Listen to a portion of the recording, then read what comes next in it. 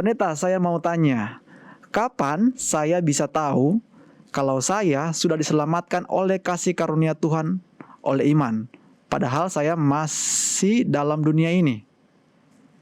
Demikian, pendeta. Terima kasih.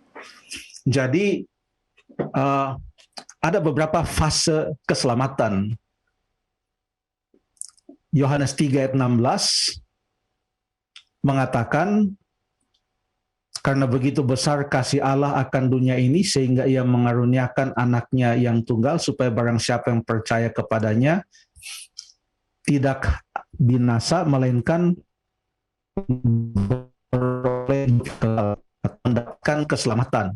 Jadi orang yang percaya kepada Yesus Kristus menurut Alkitab mendapatkan keselamatan. Tetapi setelah mendapatkan keselamatan, orang itu masih tinggal di atas dunia, masih menghadapi penyakit COVID-19, masih hidup di dalam suasana ekonomi yang tidak menentu, masih menghadapi pencobaan-pencobaan, tetapi semua itu ia hadapi dalam statusnya sebagai seorang yang telah percaya kepada Yesus Kristus, statusnya sebagai seorang yang telah dibenarkan atau telah diberikan keselamatan oleh Tuhan.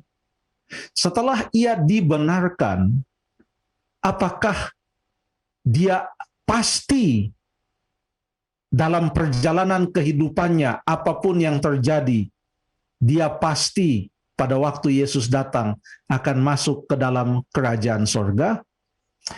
Kita sudah sering membahas bahwa perjalanan kehidupan kita itu seperti sebuah perjalanan iman. Sehingga ada orang mulai, tetapi dalam perjalanan ia kebenaran. Contohnya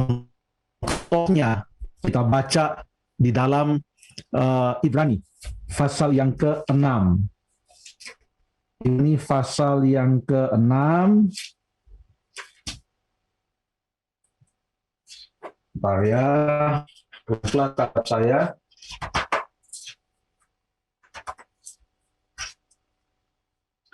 Ayat yang ke-4 mulai, yang pernah diterangi hatinya, sudah pernah mengecap karunia sorgawi, yang sudah pernah mendapat bagian dalam Roh Kudus. Artinya sudah terima, ia dapatkan keselamatan itu, sudah diterangi hatinya, sudah pernah, dan yang mengecap firman yang baiklah dan karunia-karunia yang akan datang, namun murtad lagi. Artinya ada orang-orang yang dalam perjalanan akhirnya dia meninggalkan kebenaran tersebut. Ada beberapa contoh di dalam Alkitab. Kemudian Yudas, dia mulai bersama Yesus, tetapi berakhir bersama-sama dengan orang-orang dan ahli Taurat yang menangkap Yesus, dan ia mati gantung diri. Itu Yudas. Dia akhirnya meninggalkan Tuhan Yesus. Ya, ada juga Demas. Itu yang buat pasal yang keempat itu dalam tulisannya dalam tulisan surat Paulus kepada Timotius, dia katakan keadaannya yang sedang ada dalam penjara itu. Timotius 4 ayat yang ke-9 dan 10, berusahalah supaya segera datang kepadaku, karena Demas telah mencintai dunia ini dan meninggalkan aku. Padahal tadinya Demas ini rekan sekerja Paulus, sama-sama percaya kepada Tuhan Yesus.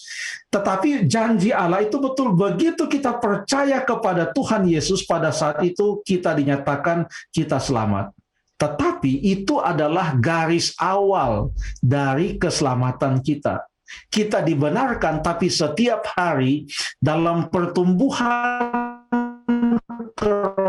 harus disucikan oleh Allah hari demi hari. Hingga tiba saatnya pada waktu kedatangan Tuhan Yesus yang kedua kali, maka itu pun disebutkan kita diselamatkan. Diselamatkan dari apa?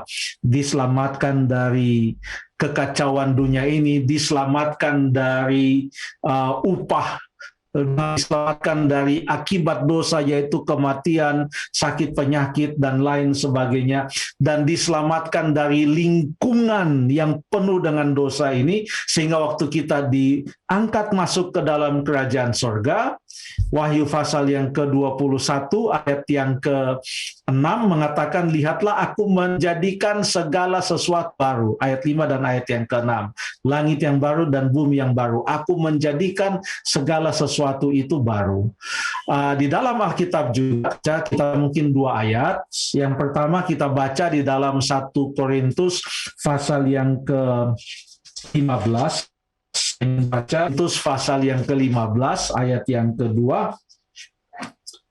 Oleh Injil ini kamu diselamatkan asal kamu teguh berpegang kepadanya, seperti yang telah kuberitahukan kepadamu, kecuali kalau kamu telah sia-sia saja menjadi percaya. Kalau kita lihat di dalam tata bahasa aslinya, ini menggunakan bentuk sekarang. Jadi artinya, oleh Injil, kabar baik dari Tuhan, kamu sedang diselamatkan. Jadi ada proses. Sehingga kita tidak menganut konsep, artinya bukan tidak menganut. Alkitab tidak mengajarkan konsep. Begitu dibaptis, pasti selamat. Dia mau bikin apapun juga, dia mau buat apapun saja, dia mau melakukan kejahatan, mau meninggalkan kebenaran, mau menyangkal Tuhan atau apa, tapi karena dia sudah pernah dibaptis, pasti dia selamat. Itu ajaran Alkitab. Karena Alkitab mengatakan bahwa keselamatan itu bukan hanya pada saat kita menjadi percaya, tetapi kita pun sekarang sedang diselamatkan. Coba kita baca di dalam Roma pasal yang ke-5 ayat yang ke-9. Coba kita baca Roma 5 ayat yang ke-9. Lebih karena kita sekarang telah dibenarkan oleh darahnya, kita pasti akan diselamatkan dari murka Allah. Jadi di sini ada kata telah dibenarkan, lalu ada kata-kata akan diselamatkan. Jadi dengan demikian keselamatan itu sebenarnya suatu proses. Proses yang apa? Itu adalah keselamatan, kalau mau digambarkan adalah perjalanan kita bersama Tuhan. Begitu kita mulai bersama-sama dengan Yesus, menerima Dia, kita dinyatakan selamat. Tapi kalau besoknya kita meninggalkan Dia, kita tidak selamat. Mengapa?